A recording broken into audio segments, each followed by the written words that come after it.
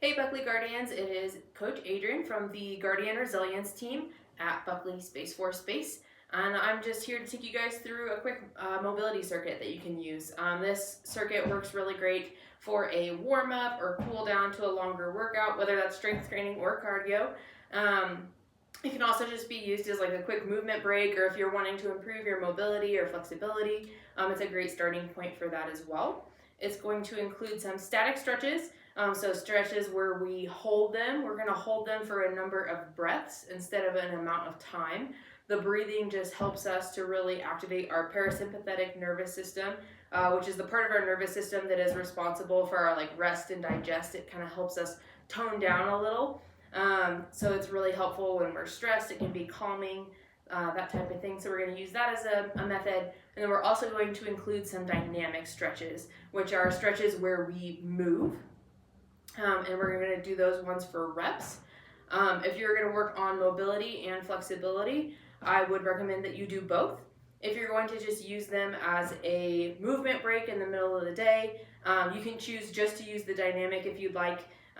If you're going to do cool down, you could just do the static. But if you're going to use them as a warm-up, I would either do just the dynamic or the static, then the dynamic right before you go into your workout.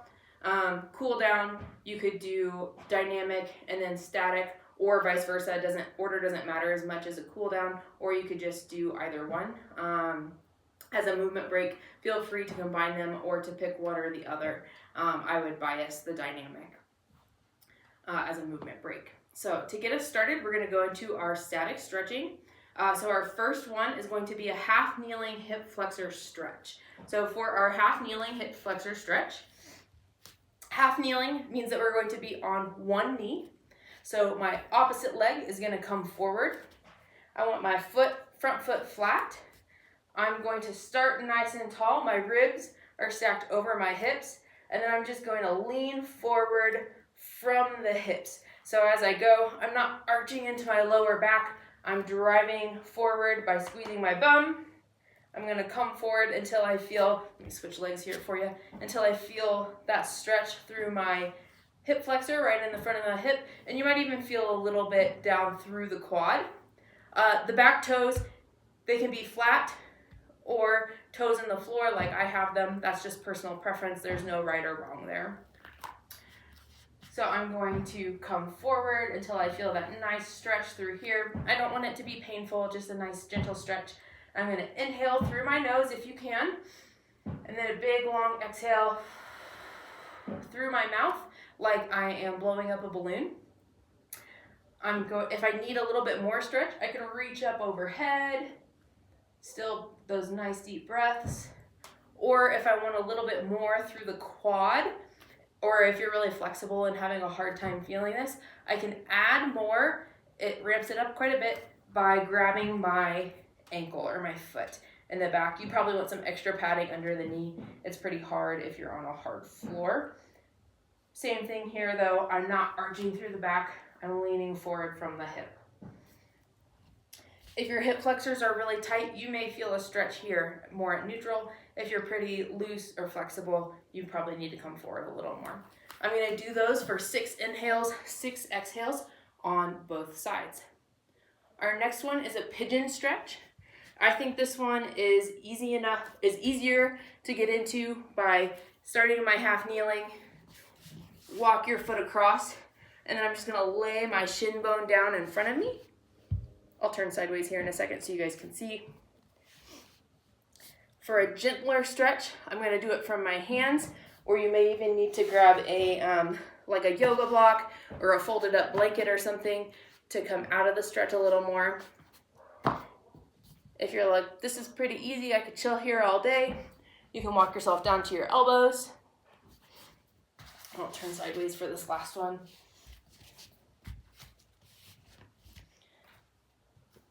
And if elbows feel too easy, you can walk out and let your chest come down towards your ankle. And that's going to be a deeper stretch. If you need somewhere between hands and elbows, grab your yoga block or a folded up blanket or a pillow, and this is a good middle point. Again, I'm going to hold that for 6 breaths in, 6 out, each side. From there, we're going to move into a butterfly stretch. Most of you are probably familiar with this one. I'm going to put my feet together in front of me. Hands are going to go right on my ankles.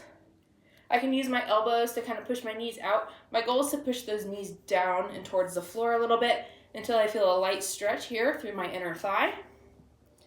The distance of your feet away from your torso isn't as important as getting that knee spread there. So if you're really flexible, you're going to be able to move your feet closer and still get pretty flat. Again, we don't want any pain or popping in the hips. A little bit of popping is okay as long as it's not painful. If it's uncomfortable, move your feet out a little bit. And if you consistently have that, especially with pain, come talk to your grit and we will check out and make sure that nothing's going on with those hips. If you're a little less flexible, you probably want to move your feet out a little bit farther so you can push those knees down. As I inhale, I'm going to sit nice and tall. And then as I exhale, I'm going to fold forward. I'm going to think about pushing those knees down and out. And I can continue that pattern where I make my spine long on the inhale and then fold on the exhale. Or I can think about driving the top of my head down towards my feet on each exhale. Again, I don't want it to be painful. We're just looking for a gentle stretch. 6 inhales, 6 exhales. Our next one is going to be a calf stretch. I'm going to use a yoga block. You can use a wall, a curb, any surface that's a little bit elevated. We're going to take our toes. They're going to go on the edge of the yoga block or whatever surface you're using. And then I'm going to lean my body forward until I feel a stretch right here through my calf. Play with what it feels like to have your legs straight as well as bent. We have a couple different muscles there in our calf. Straight leg and bent leg kind of biases the two different muscles. My goal though is that I'm getting my toes to come closer to my shins by using my body weight to lean forward. If you don't have something you can put your feet up on, an alternate way to do this is to go into a downward dog position, pick up one foot, cross it behind, and then let your heel go down towards the floor. Again, you can do this one straight leg, or I can unlock that knee and go bent leg as well. 6 inhales, 6 exhales. Our last stretch is going to be a lat stretch. If you're in the gym, you can use like a rack, just something sturdy. A lot of times if I'm at home, I'll use like a door frame. I'm just going to use a chair here so that I don't have to move video around. So what I'm going to do is I'm going to stick my hand out straight in front of me. I'm going to flip my hand so that it's facing my anchor point here, in this case, my chair. I'm going to grab onto my anchor point, and then I'm going to reach my hips back so that my arm gets nice and long. I'm having to reach pretty far back here because my chair is low. If you reach a little higher on your doorpost or whatever you're using, that works great too. I just want to feel the stretch from my upper arm here all the way through my torso. I can play with different rotations. Find what feels best, and you're going to big inhale, exhale, reach that hand out and away.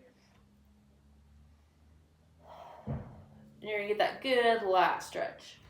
If you aren't in a place where you have something to hold on to, you can also use a child's pose. So for a child's pose, I'm going to have my feet under me, my knees slightly separated, walk my hands out, and then I'm going to flip my palms so that they face the ceiling to get a little bit extra through the lats. And then I'm going to, on those exhales, think about pushing my hips back, reaching my hands forward, and letting my chest sink towards the floor.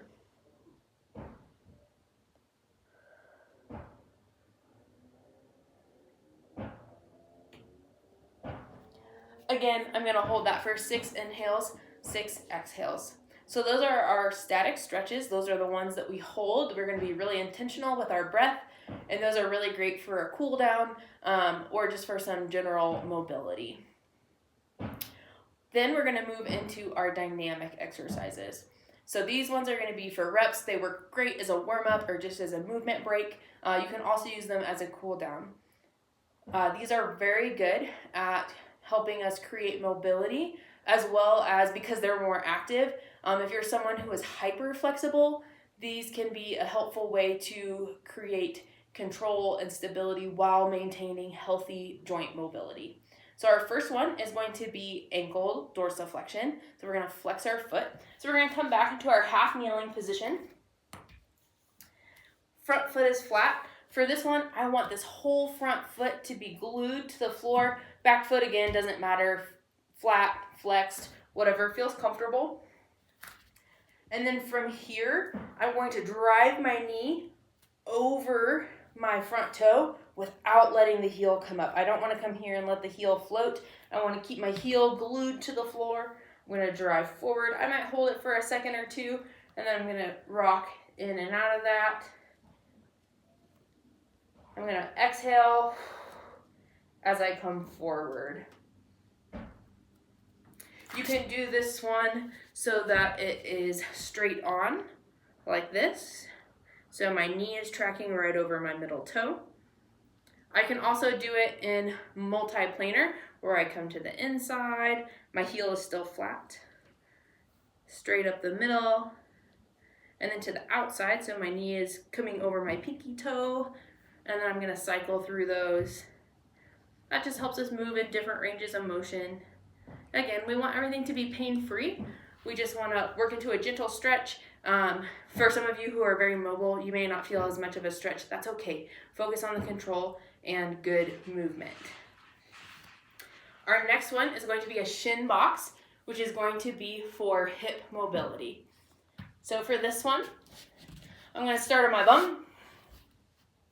I'm going to take my feet and I'm going to put them a little bit wider than hip width apart. I'm going to let my knees fall to one side, and I want my ankle right next to this knee. My feet and my hips are going to stay in the same spot. They're not going to move on the floor. My knees are going to windshield wiper to the other side. When I get to the other side, I want to think about pushing both knees down through the floor. If you have a lot of hip range of motion, and you're pretty mobile through your hips, you can probably do these with your hands in front. And we want to sit nice and tall, just like I'm doing here. And I'm going to come back and forth, push those knees into the ground. If hip mobility is a challenge for you, that's okay. We just want to put our hands behind us so we have a little bit of extra support. And then we're going to do it here. As you get better at them, even if you're still using your hands, try to sit a little bit taller. That's going to make that hip a little bit more pinchy. A little bit of pinch is okay. We just don't want pain. We're going to do about 5 of those per side. Our next one is going to be a downward dog for reps. So I'm going to start with my hands right under my shoulders in the top of a push-up position. And then from here, I'm going to push my hands through the floor. I'm going to drive my hips up and away into a downward dog. I'm going to exhale. Focus about letting those heels kind of sink towards the floor. Inhale, back to that plank position. Exhale. And I'm just going to go through some reps there. If you want to add a push-up, that's definitely okay too, if you're wanting to add a little bit of strength in there. Our next one is an elbow instep with rotation. It's also sometimes called the world's greatest stretch.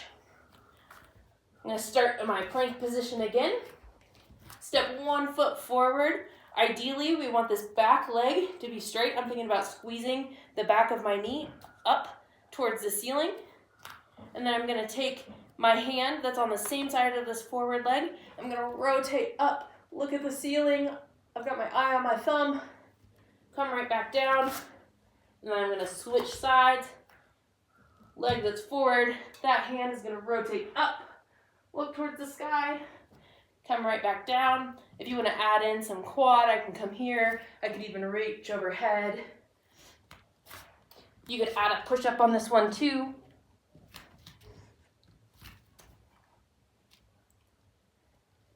We want to do about 4 or 5 of those per side. Our last one is just going to be a body weight squat.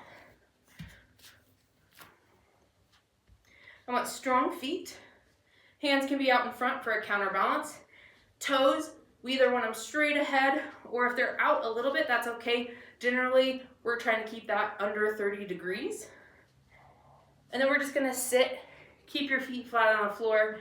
If your heels come up a little bit, that's okay. Our focus is on movement. I can also play with my movement a little bit. I can come here, I can kind of shift back and forth. I can do a narrow squat. I can do a wide squat. You can challenge yourself by making every rep look a little different.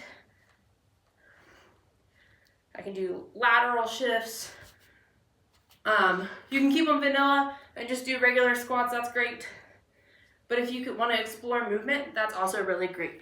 Movement is meant to be explored. Find out what feels good for your body. Find out what feels tight, what feels loose. Where do you notice that, maybe I'm a little weak, or like, oh, that feels really good. I feel really strong there. Use movement as a chance to explore. Give these a try. Let us know how they went, and we will see you next time. Thanks.